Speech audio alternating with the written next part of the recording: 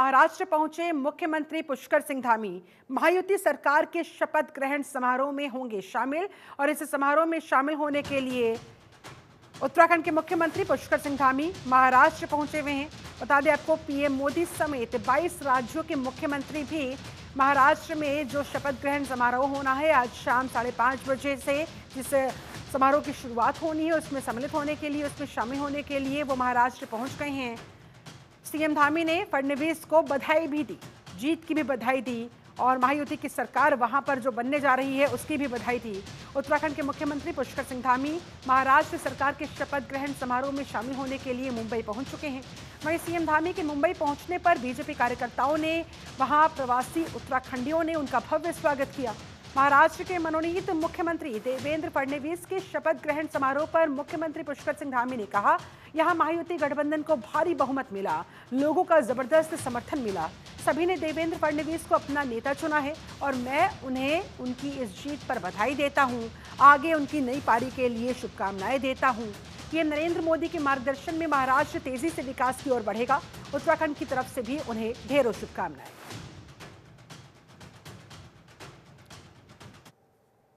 उत्तराखंड के महायुति गठबंधन को यहाँ पर पूरा भारी बहुमत मिला है और अब देवेंद्र जी को सब लोगों ने मिलकर जो है नेता चुना है। मैं उनको शुभकामनाएं देता हूं, बधाई देता हूं और हमारे प्रधानमंत्री आदरणीय मोदी जी के मार्गदर्शन में महाराष्ट्र तेजी से विकास की ओर आगे बढ़ेगा।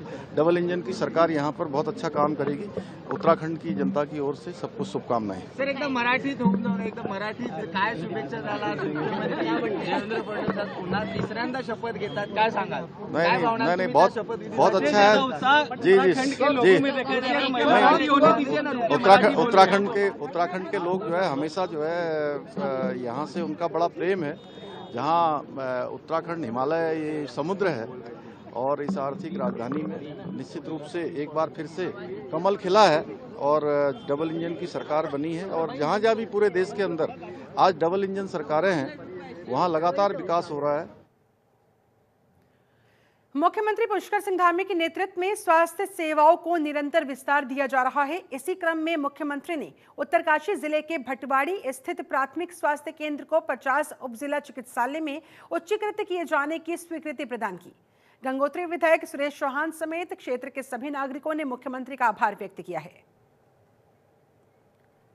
इसके लिए मैं सरकार को और माननीय विधायक जी, हमारे गंगोत्री विधानसभा के बहुत ही यशस्वी विधायक आदरणीय सुरेश चौहान जी का भी धन्यवाद ज्ञापित करता हूं और प्रमुख जी का भी धन्यवाद ज्ञापित करता हूं, जिनके अथक प्रयासों से आज जो है वहां पे 50 बेड का हॉस्पिटल हमारी राज्य सरकार के द्वारा स्वीकृति मिली है और जिसकी नितांत आवश्यकता थी पूरे ब्लॉक को।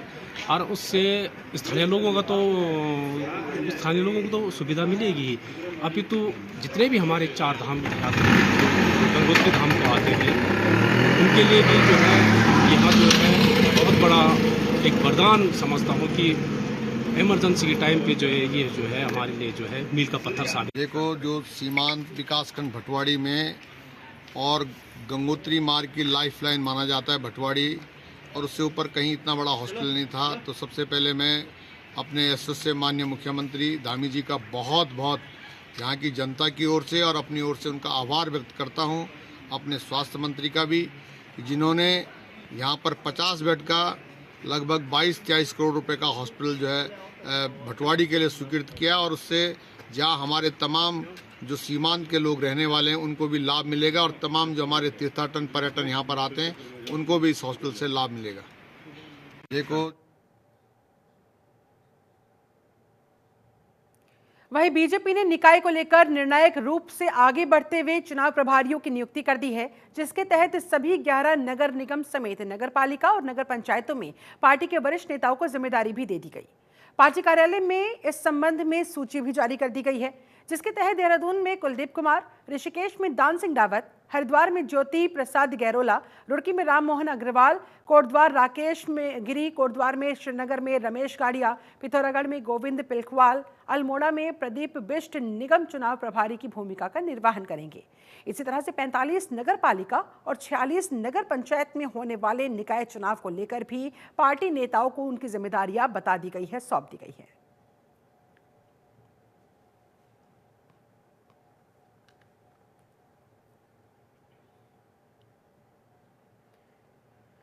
युवा कांग्रेस के प्रदेश अध्यक्ष सुमित्र भुल्लर के नेतृत्व में हजारों युवा कांग्रेसियों ने देहरादून सचिवालय कूच किया। इस दौरान कांग्रेस ने नशा नहीं रोजगार दो की थीम के साथ बड़ा प्रदर्शन किया, जिसमें कांग्रेस के कई वरिष्ठ नेता मौजूद रहे। इस दौरान कांग्रेसी और पुलिस के बीच तीखी नोकझोंक भी हुई। कांग्रेस के वरिष्ठ नेता हरीश रावत ने कहा, युवा अब जाग चुका है, अपनी मांगों को लेकर सड़कों पर उतरना सीख चुका है, ये लड़ाई अभी लंबी चलेगी। वहीं कांग्रेस के प्रदेश अध्यक्ष करण माहरा ने कहा, प्रदेश में युवाओं को नशे में झोंका जा रहा है, उन्हें रोजगार नहीं मिल रहा है। इसी बात को लेकर कांग्रेस ने ये बोल निकाला। ये युवा पुकार रहे हैं, ललकार रहे हैं कि हमने नशा देने के लिए सड़क नहीं बनाई थी, ये रोजगार देगी, नौकरी देगी, इसके लिए बनाई थी।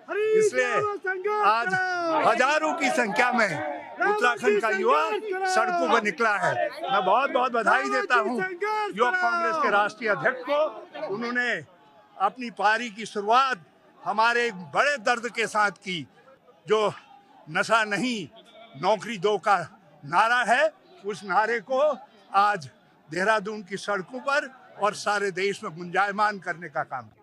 मैं पहले तो राष्ट्रीय अध्यक्ष जी को, भानु जी को और हमारे सुमित्र भुल्लर जी को बधाई देता हूं कि बड़ी संख्या में युवाओं को पूरे प्रदेश से वो यहां लेके आए। जिस तरीके से अभी हमारे राष्ट्रीय अध्यक्ष जी ने कहा, मैं बिल्कुल समर्थन करता हूं। अडानी की पोर्ट पे 3,000 करोड़ रुपए का नशा पकड़ा गया, लेकिन हमारी दो की सरकार ने कोई कार्यक्रम या उसके खिलाफ कार्रवाई नहीं की। लगातार राहुल गांधी जी मांग उठा रहे हैं कि जेसीबी का गठन हो, हमारी जॉइंट पार्लियामेंट्री कमेटी का गठन हो और अडानी को जेल में डाला जाए। एक तरफ अमेरिका वारंट जारी करता है, लेकिन भारत की सरकार उसको बचाने का काम कर रही है। तो ये उदाहरण है। और वहीं उत्तराखंड में हर गांव कस्बे में आज नशा पहुंच गया। स्मैक से लेकर सारा तमाम किस्म का नशा, दुकानों के साथ साथ एक दो एडिशनल दुकानें खोलने के आदेश सरकार ने कर दिए हैं। और वहीं युवाओं को नशे में धकेल कर उनका जो ध्यान रोजगार की तरफ होना चाहिए, परिवार की तरफ होना चाहिए, अच्छी सोसाइटी की तरफ होना चाहिए, उनको नशे में डुबाया जा रहा है, ताकि ये जो काला धन आएगा उससे ये लोग सरकार बनाते रहेंगे। जैसी गूंगी बहरी सरकार ये है जिसको पता है कि उसको काम करने की कोई जरूरत नहीं है, क्योंकि जिस तरह से एक भाई ने बोला, पाब्लो एस्कोबार देश का, इंडिया का जो अडानी है, उसने काला धन देकर उसकी मदद से बीजेपी हमेशा सरकार बनाती है। लेकिन इस मुश्किल में मत रहिएगा मोदी जी, ये भारत का युवा है और जब एक बार जाग गया तो जितना भी काला धन आप ला दो उसको कमजोर नहीं कर सकते। युवा सामने आएगा। हमारी डिमांड है कि अडानी के खिलाफ कार्रवाई हो, भारत के युवाओं के लिए ऐसी योजनाएं बने जिससे उनको रोजगार मिले और ड्रग्स से छुटकारा मिले। लेकिन आप ऐसा नहीं करोगे क्योंकि आपको परम विश्वास है फिर से इलेक्शन आएगी, हिंदू मुसलमान करोगे और धर्म के नाम पे, जात के नाम पे वोट लोगे। लेकिन भारत अब आपकी चालें समझ चुका है। हम डिमांड करते हैं अडानी को अंदर कीजिए और युवाओं को रोजगार और नशा मुक्ति के लिए कुछ कार्यक्रम बनाए। देखिए, हमारा एजेंडा बिल्कुल क्लियर है। हम बेरोजगारी को लेकर लड़ाई लड़ते रहे हैं, लेकिन सरकार ने रोजगार उपलब्ध तो नहीं कराया, युवाओं को नौकरी तो नहीं दी, लेकिन समाज में लगातार नशा बढ़ रहा है। आज शहरों को तो छोड़िए, बड़े शिक्षण संस्थानों के आसपास तो नशा लगातार उपलब्ध है ही, पेडलर्स घूम रहे हैं खुलेआम। उसके साथ साथ आज पहाड़ के दुरुस्त स्थानों तक भी नशा पहुंच गया है। हर गली मोहल्ले में नशा उपलब्ध है। आधे चौराहे में देहरादून में खड़े हैं हम। देहरादून के कम से कम 10 ऐसे चौराहे हैं कि जहां पर आप खड़े हो जाइए थोड़ी देर के लिए तो आपको खुद पेडलर ढूंढ के संपर्क करेगा नशा लेने के लिए। हम किस दिशा में जा रहे हैं, क्या इस तरीके से समाज आगे बढ़ेगा?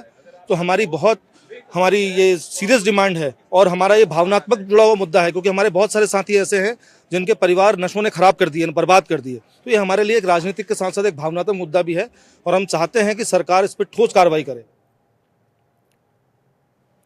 वहीं प्रदेश में चल रहे मलिन बस्तियों के नियमितीकरण को लेकर सरकार द्वारा फिर से 3 साल के समय का विस्तार किया गया है।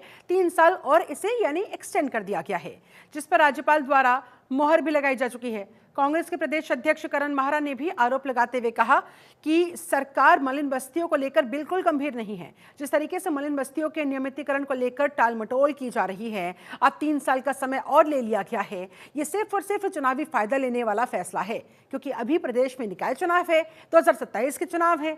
मलिन बस्तियों को भ्रम में डालकर सरकार अपने वोट में तब्दील करना चाहती है, उसके बाद इन लोगों को यूं ही छोड़ दिया जाएगा। ये सरकार का केवल और केवल राजनीतिक फायदा उठाने वाला फैसला उन्होंने बताया।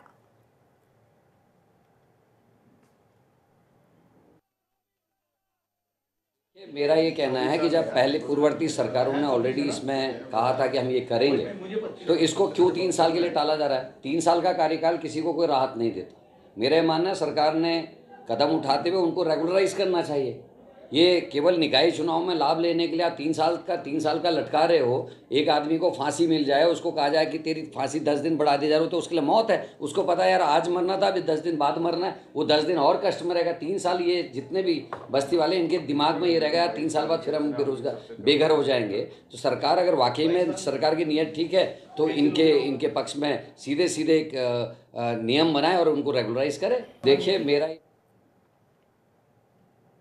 उधर ऋषिकेश में 100 करोड़ की लागत से आधुनिक राफ्टिंग बेस स्टेशन बनवाया जाएगा। इससे न सिर्फ टूरिज्म को बढ़ावा मिलेगा बल्कि रोजगार भी सृजित होगा।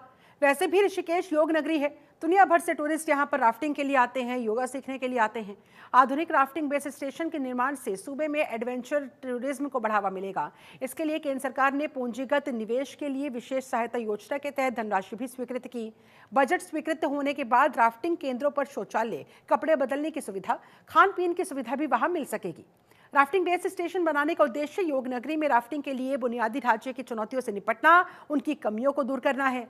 वहीं सीएम धामी ने इसके लिए पीएम मोदी के प्रति आभार व्यक्त किया। सीएम धामी ने कहा, उत्तराखंड को हर स्तर पर सहयोग मिल रहा है, केंद्र हमेशा खड़ा रहता है, जिस भी चीज की जरूरत होती है केंद्र मुहैया करवाता है। अब पीएम मोदी ने ऋषिकेश के लिए 100 करोड़ की परियोजना को मंजूरी प्रदान करके राज्यवासियों को ये एक और उपहार दिया है।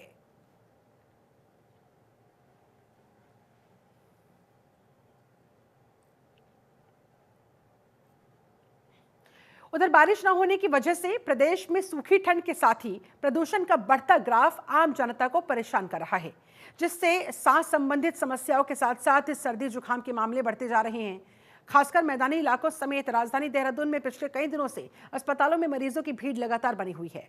अस्पतालों में मरीजों को उचित उपचार मिल सके, इसको लेकर मुख्य चिकित्सा अधिकारी ने सभी अस्पतालों को निर्देश दे दिए कि मरीजों के लिए व्यवस्थाएं वहां पर सुनिश्चित होनी चाहिए, ठीक ठाक होनी चाहिए। इसके साथ ही संजय जैन ने लोगों से भी अपील की कि अपने स्वास्थ्य के प्रति वो खास सावधानी बरतें। मौसम चेंज हो रहा है, ऐसे में लोगों को सतर्क रहने की उनकी तरफ से अपील की गई।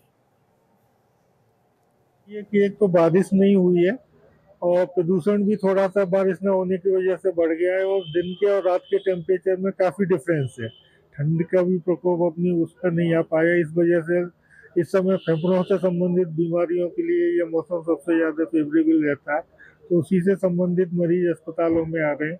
जैसे ही बारिश हो जाती है तो फिर दिन में भी यदि सर्दी बढ़ जाती है तो इन केसों में अपने आप स्वतः ही काफ़ी कमी आ जाएगी। लेकिन मेरे द्वारा सभी अस्पतालों को इसमें निर्देश दिए गए, इस बीमारियों से संबंधित लोग जो आए उनका नियमित रूप से उपचार करें। और लोगों से भी मेरी अनुरोध है देहरादून की जनता से कि इस समय ज़्यादा मॉर्निंग वॉक इवनिंग वॉक पर न निकलें जब तक प्रदूषण की समस्या बनी हुई है। प्रदूषण एक बार कम हो जाता है, उसके बाद फिर नियमित रूप से। हरिद्वार की मुख्य विकास अधिकारी आकांक्षा कोंडे ने जल जीवन मिशन के तहत जमालपुर कला में बनाई गई पेयजल योजना का स्थलीय निरीक्षण किया। निरीक्षण के दौरान उन्होंने अधिकारियों को निर्देश दिए कि स्थानीय लोगों को अच्छी गुणवत्ता का पेयजल उपलब्ध होना चाहिए, ये सुनिश्चित किया जाना चाहिए। ये वहां संबंधित अधिकारियों की जिम्मेदारी है। पानी की आपूर्ति निर्बाध रूप से जारी रहनी चाहिए। इसके अलावा सीडीओ ने विशेष रूप से कहा, यदि पेयजल आपूर्ति या लाइन में किसी भी तरह की कोई समस्या आती है तो उसे तत्काल दूर करने के लिए एक प्रशिक्षित टीम तैनात की जाए। इसके साथ ही उन्होंने ये भी निर्देश दिया कि इस टीम का संपर्क नंबर सार्वजनिक किया जाए ताकि लोग आवश्यकता पड़ने पर तुरंत सहायता प्राप्त कर सकें। पूर्व कला में आज जो पंपिंग योजना है उसका निरीक्षण किया गया है। निरीक्षण के दौरान जो प्राइमा फेसिया है कि वो पूरी जो स्कीम है अच्छे से चल रही है। ट्यूबवेल का भी निरीक्षण किया गया है। टोटल इस स्कीम से 4,500 जो परिवार हैं FSTC जो है वो कवर हो रही है। तो गांव वाले भी हैं, प्रधान जी के भी प्रतिनिधि आए हैं और उनके द्वारा भी अवगत कराया गया है कि कोई समस्या नहीं है, पाइपलाइन में भी कोई समस्या नहीं है। कहीं कहीं अगर लीकेज आता भी है तो उसको तत्काल सही कर दिया जा रहा है। तो ये जो पूरी स्कीम है इसका मेंटेनेंस ऑपरेशन जो है जल निगम द्वारा ही अभी देखा जा रहा है। वहीं मत्स्य विभाग की टीम ने लंढौरा और बिझौली में 2 तालाबों से प्रतिबंधित मछलियों को पकड़कर नष्ट कराया। साथ ही बाकी की मछलियां नष्ट करने के लिए 2 दिन का समय दिया गया। लंढौरा के जंगल में खेमपुर निवासी एक व्यक्ति की खेती की भूमि है। अपनी भूमि के अंदर ही उसने तालाब बना लिया था। अफ्रीकी कैट मछली का वहां पर उसने पालन कर रखा था। किसी ने सीएम पोर्टल पर इस बात की शिकायत दर्ज करवाई कि प्रतिबंधित मछली का यहां पर पालन कैसे होने दिया जा रहा है। मत्स्य विभाग से मत्स्य निरीक्षक वहां पर पहुंचे, अपनी टीम के साथ जाकर वहां उस तालाब का निरीक्षण किया। इस दौरान तालाब में प्रतिबंधित मछली अफ्रीकन कैटफिश पाई गई। इस बात पर मुहर लगी, इस बात की पुष्टि हुई कि हाँ, जो शिकायत की गई थी वो सही थी। टीम ने तालाब से 1.5 क्विंटल मांगूर मछली पकड़कर जेसीबी मशीन के थ्रू एक बड़ा सा गड्ढा खुदवाया। उस गड्ढे में उन सारी मछलियों को दबवा दिया गया। इससे पहले टीम ने बिजौली में तालाब से 5 क्विंटल कैटफिश मछली को पकड़कर नष्ट करवाया था। मांसाहारी होने की वजह से ये मछली अन्य मछलियों को, कछुओं को और वनस्पति को भी नुकसान पहुंचाती है, इसलिए इसे प्रतिबंधित किया गया है।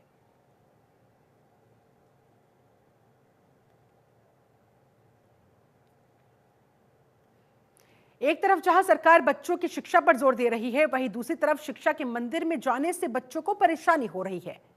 उधम सिंह नगर के काशीपुर गांव में ग्रामवासियों ने पानी निकासी को लेकर इसको ज्ञापन भी सौंपा।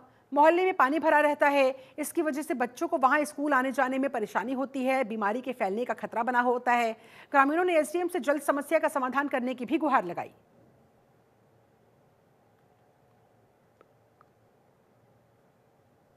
हमारे एक मोहल्ला है, वहाँ पर 15-20 साल से एक किसान के खेत में पानी जा रहा था। किसान ने अपने उनके मोहल्ले वालों का पानी किसान ने बंद कर दिया है। अब पानी की निकासी नहीं थी, उसी संबंध में हमने एसडीएम साहब को ज्ञापन दिया है। एसडीएम साहब ने कहा है हम इस समस्या का समाधान जल्दी से जल्दी कराएंगे। कल एसडीएम साहब ने एक टीम गठित की थी, टीम मौके पर गई थी। टीम ने वहाँ मौके पर जाकर के देखा तो किसी किसान की भूमि में, निजी भूमि में पानी निकासी का एक अस्थायी तौर पे पानी निकासी करवा दी थी। आज सुबह किसान ने पानी फिर बंद कर दिया है। चूँकि किसान की निजी संपत्ति है, अब किसी की निजी संपत्ति में हम नाला नहीं निकाल सकते। एसडीएम साहब ने आश्वासन दिया है कि इसको ये नाला हम मंडी समिति को प्रस्ताव भेज के जल्दी से जल्दी इस समस्या का समाधान कराने का कोशिश करेंगे। एसडीएम पास के साथ सर के पास आए हैं। हमारी समस्या ये है, हमारे घरों के सामने पानी है, नाल जिस खेत में पानी निकल जाता उन्होंने बंद कर दिया है। हमारे घरों का आगे पानी रुका हुआ पड़ा है। हमारे बच्चों को 15 दिन हो गए स्कूल गए भी, हमारे बच्चे नहीं जा पा रहे स्कूल भी। अब पानी इतना पानी है, हमके सारे सरकारी नाला निकल जाए हमारे कम मकानों के पीछे कुछ आए खेतों में को ये काम हम इस बार में आए एसडीएम के पास साहब। वहीं उधम सिंह नगर के जिला विकास प्राधिकरण के उपाध्यक्ष जय किशन यादव ने काशीपुर एसडीएम कार्यालय में अवैध कॉलोनी को दिए गए नोटिस पर सुनवाई की। बता दें आपको, अवैध कॉलोनियों पर पहले भी चालानी कार्रवाई की गई थी। अवैध कॉलोनी पर दिए गए नोटिस की फाइलों की भी समस्याओं को भी सुना गया। उनके निस्तारण के लिए नियमावली का पाठ भी वहां पर पढ़ाया गया।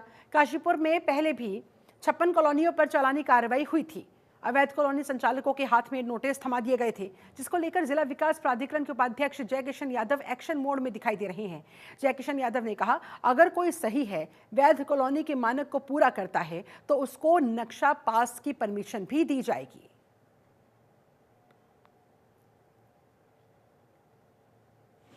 जी नमस्कार। इस कॉन्टेक्स्ट में एज ए उपाध्यक्ष मैं यह प्रयास कर रहा हूँ कि मैं डेली पर वीक एक दिन काशीपुर के ऑफिस में बैठूं। तो थर्सडे को हम लोगों ने डिसाइड किया कि यहाँ पे बैठेंगे और जो भी हमारी चालानी कार्रवाइयाँ हुई हैं उसको यहाँ पे सुना जाएगा। जैसे आज हम लोगों ने 5 to 6 ऐसे कॉलोनीज़ को चिन्हित किया था जिसको हम लोगों ने चालान किया है और उसकी आज सुनवाई थी। तो उन्हें जहाँ पे हम नक्शा पास कर सकते हैं वहाँ पे विधिवत नक्शा पास करने के लिए आदेशित किया गया है और उनका कोर्ट प्रोसीजर चल रहा है। वहीं टीम इंडिया के पूर्व कप्तान MS धोनी, कैप्टन कूल अपनी पत्नी साक्षी सिंह धोनी के साथ एक पहाड़ी गाने पर जमकर डांस करते दिखाई दिए। इसका वीडियो सोशल मीडिया पर बहुत तेजी से वायरल हो रहा है। दोनों पारंपरिक गढ़वाली नृत्य करते हुए एक वीडियो में कैप्चर हुए। इस वीडियो में क्रिकेट आइकन महेंद्र सिंह धोनी पूरी तरह से धुन होकर डांस करते नजर आए। अपनी पत्नी के साथ इन मोमेंट्स को एंजॉय करते नजर आए। अपने परिवार के साथ उस वक्त का वो आनंद लेते नजर आए। फैंस विशेष रूप से धोनी को देखकर आश्चर्य में थे और इस वीडियो को काफ़ी शेयर भी किया जा रहा है। कहा जा रहा है ये वीडियो ऋषिकेश में एक शादी समारोह के दौरान का है, जिसमें धोनी अपने परिवार के साथ शामिल होने पहुंचे। क्रिकेट के मैदान पर अपने शांत और संयमित व्यवहार के लिए जाने जाने वाले महेंद्र सिंह धोनी का ये रूप फैंस को काफ़ी भा रहा है। सोशल मीडिया पर कई लोगों ने उत्तराखंड की सांस्कृतिक परंपराओं को अपनाने के लिए टीम इंडिया के पूर्व कप्तान महेंद्र सिंह धोनी का अभिवादन भी किया। बता दें आपको, उनकी पत्नी साक्षी धोनी उत्तराखंड से ही बिलोंग करती हैं।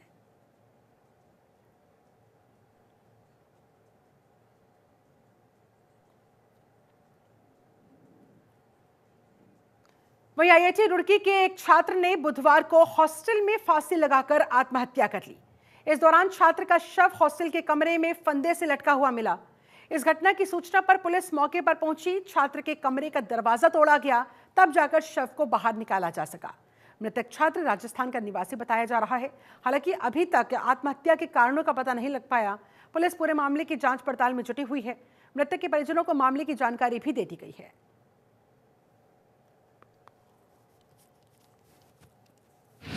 ये आईआईटी में एक जवाहर भवन है, उसके हॉस्टल में किसी बंद कमरे में किसी व्यक्ति के शव की सूचना थी। तो वहाँ जब पुलिस पहुँचती है तो पुलिस के सामने वीडियोग्राफी में वो दरवाज़ा तोड़ा गया। तोड़ने के बाद अंदर देखा कि वो प्रथम दृष्टया सुसाइड है, और सुसाइड के बाद जो अग्रिम कार्रवाई है, बॉडी उतारना, पंचायतनामा, वो सब चीज़ें चल रही हैं। परिजनों को बता दिया, जो राजस्थान के रहने वाले हैं, परिजन शायद आ चुके हैं। उसके स्पष्ट कारण क्या है, क्यों ये इंसिडेंट हुआ, इस पे अभी जांच चल रही है। इसमें उनका स्पेसिफिक अभी कुछ कहना नहीं है। बाकी परिजन आने के बाद तब चीजें बेहतर ढंग से क्लियर होंगी कि क्या कारण रहा, क्यों ऐसा हुआ। बाकी जो फैक्ट तथ्य आते हैं तो उसके बाद आगे की कार्रवाई होगी। 15 दिसंबर को रुड़की बीईजी और कैंटोनमेंट बोर्ड के तत्वाधान में मैराथन दौड़ का आयोजन किया जाएगा, जिसमें 5, 10 और 21 किलोमीटर की ये दौड़ रहेगी। लगभग इसमें 5000 से ज्यादा लोग हिस्सा लेंगे। वहीं प्रथम स्थान पर रहने वाले विजेता को 50,000 का इनाम और ट्रॉफी दी जाएगी।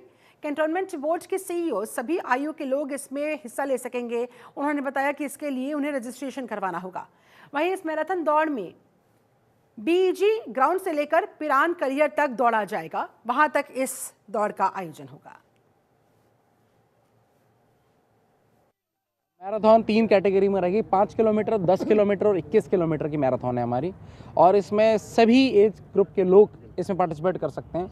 5 लाख रुपए के हमने प्राइजेस रखे हैं इसमें आपका सीनियर सिटीजन की अलग कैटेगरी और फीमेल की अलग कैटेगरी है। हैंडीकैप्ड जो आएगा उसका भी हम फैसिलिटेट करेंगे, जो सबसे ज़्यादा सीनियर सिटीजन आएगा उसको भी फैसिलिटेट करेंगे।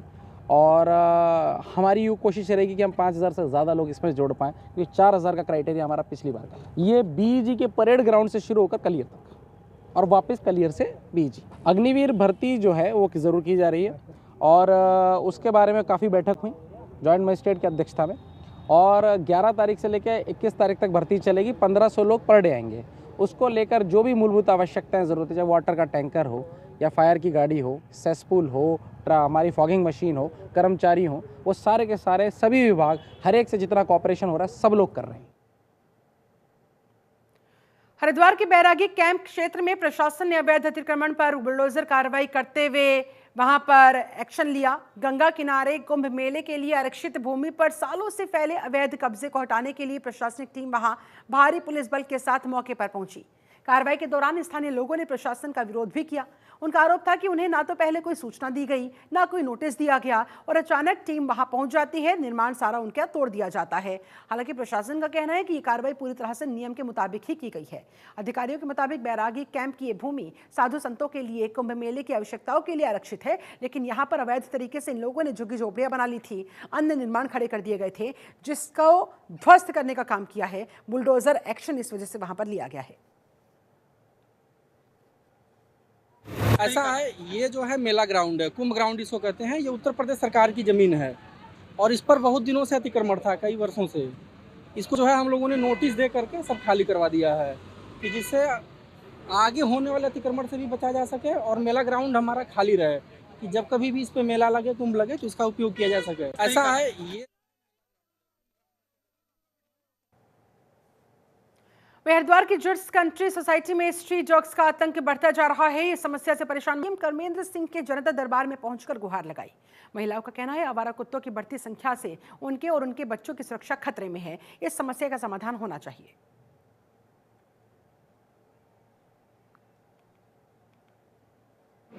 हमने डीएम साहब से बात कर ली है, वो कह रहे हैं कि हमसे जो पॉसिबल हो पाएगा हम करेंगे। अगर नहीं हो रहा है तो फिर अब हम नगर निगम के पास जा रहे हैं, अगर वो भी कुछ नहीं कर सकता हम वहीं धरना लेके बैठेंगे। हम कब तक इस तरह से अपने बच्चों को या बुजुर्गों को फैमिलीज को कटवाते रहेंगे? कोई तो सॉल्यूशन है। खाली उन्हें स्टरलाइज करना और उन्हें वैक्सीन करना सॉल्यूशन नहीं है। वो जो काट रहे हैं उसका क्या सॉल्यूशन है? कम से कम नाना कहते भी 30 से 50 स्ट्रीट डॉग्स हमारी सोसाइटी में है। तो हर बार कह देते हैं स्टरलाइज कर दिया है मैम, इनको है ना वैक्सीन दे दिए मैम, आते रहते हैं और हमें तो लगता है नहीं, फिर भी कैसे बढ़ रहे हैं। और ये कह देते हैं कि यहीं की पैदाइश है। अरे ऐसे कैसे पैदाइश है, हम भी तो यहीं रह रहे हैं।